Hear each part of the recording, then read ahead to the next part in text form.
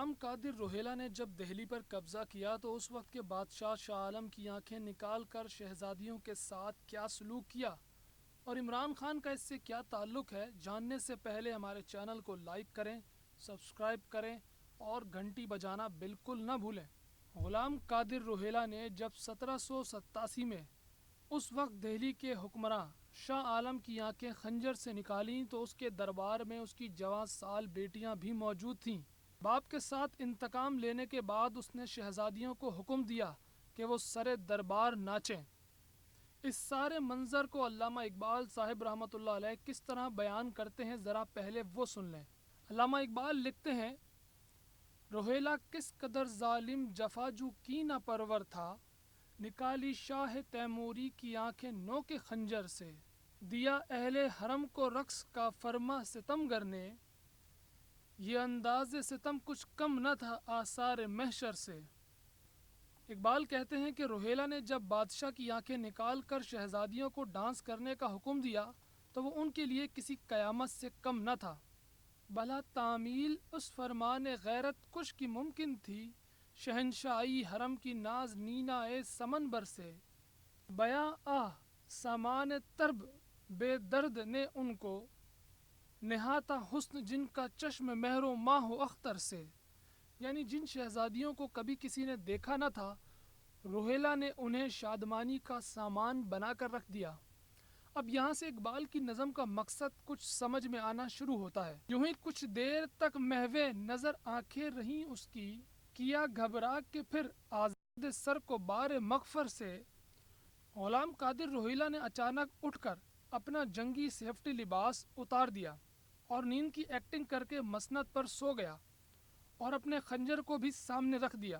رکھا خنجر کو آگے اور پھر کچھ سوچ کر لیٹا، تقاضا کر رہی تھی نیند گویا چشم احمر سے۔ روہیلا شہزادیوں کو موقع دے رہا تھا کہ وہ اسے اسی کے خنجر سے مار ڈالیں، لیکن جب تیمور اور شاہ عالم کی کسی بیٹی نے جرأت نہ کی تو غلام قادر روہیلا خود اٹھا اور بڑے نصیحت آموز جملے کہے جو آج تاریخ کا حصہ ہیں، جسے اقبال رحمۃ اللہ علیہ نے یوں بیان کیا۔ پھر اٹھا اور تیموری حرم سے یوں لگا کہنے، شکایت چاہیے تم کو نہ کچھ اپنے مقدر سے، میرا مسند پہ سو جانا بناوٹ تھی تکلف تھا، یہ مقصد تھا میرا اس سے کوئی تیمور کی بیٹی مجھے غافل سمجھ کر مار ڈالے میرے خنجر سے، مگر یہ راز آخر کھل گیا سارے زمانے پر، حمیت نام ہے جس کا گئی تیمور کے گھر سے۔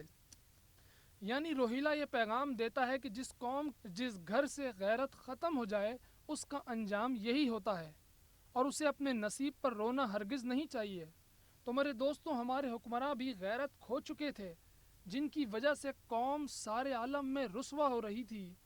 یوں سمجھ لیجئے امریکہ روہیلا بنا رہا اور ہمارے حکمراں شاہ عالم کی شہزادیاں۔ آج سے پہلے کسی حکمراں میں جرأت نہیں تھی کہ وہ امریکہ کے آنکھوں میں آنکھیں ڈال کر بات کرے، ارے ان میں تو اتنی ہمت نہیں تھی کہ وہ اپنا روایتی لباس ہی پہن کر امریکہ چلے جائیں۔ لیکن اب محسوس ہوتا ہے کہ پاکستان اقبال کا پاکستان بننے جا رہا ہے۔ پاکستانی ایک غیرت مند قوم کے طور پر سامنے آ رہے ہیں۔ جس طرح عمران خان نے ماضی کے برعکس شلوار قمیض اور پشاوری سینڈل پہن کر ٹرمپ سے ملاقات کی، جس پر اعتمادی کے ساتھ مسئلہ کشمیر کو اٹھایا اور نہ کسی پرچی کی ضرورت پڑی نہ سر جھکا کر بیٹھنے کی، ہر سوال کا جواب پاکستان کی مفاد کو مد نظر رکھ کر دیا گیا۔ فاکس نیوز نے عمران خان سے پوچھا کہ شکیل آفریدی کو امریکہ کے حوالے کیا جائے گا، تو عمران خان نے واضح کر دیا کہ اگر پاکستان کو اس کی بیٹی عافیہ صدیقی دے دی جائے تو شکیل امریکہ کو مل سکتا ہے۔ یہ جرأت قابل تعریف ہے۔ باڈی لینگویج ایکسپرٹس کہتے ہیں کہ خان جس پر اعتمادی سے امریکی صدر سے ملے، ایسے صرف بھٹو ہی ملا کرتا تھا۔ جاتے جاتے یہ بھی دکھا دوں کہ ٹرمپ ہی وزیر اعظم پاکستان کے انتظار میں کھڑے رہے اور اسی نے خود بڑھ کر عمران خان سے ہاتھ ملایا۔ اور اس ملاقات میں ایک اور چیز قابل غور تھی، عمران خان جب تک بیٹھے رہے اپنی چپل کا رخ ٹرمپ کی طرف ہی رکھا۔ اب یہ انجانے میں ہوا یا جان بوجھ کر، ہم تو بس یہی کہہ سکتے ہیں کہ خدا کرے کہ یہ غیرت قائم رہے، پاکستان باعزت قوم کے طور پر سپر پاورز میں جلد شامل ہو جائے۔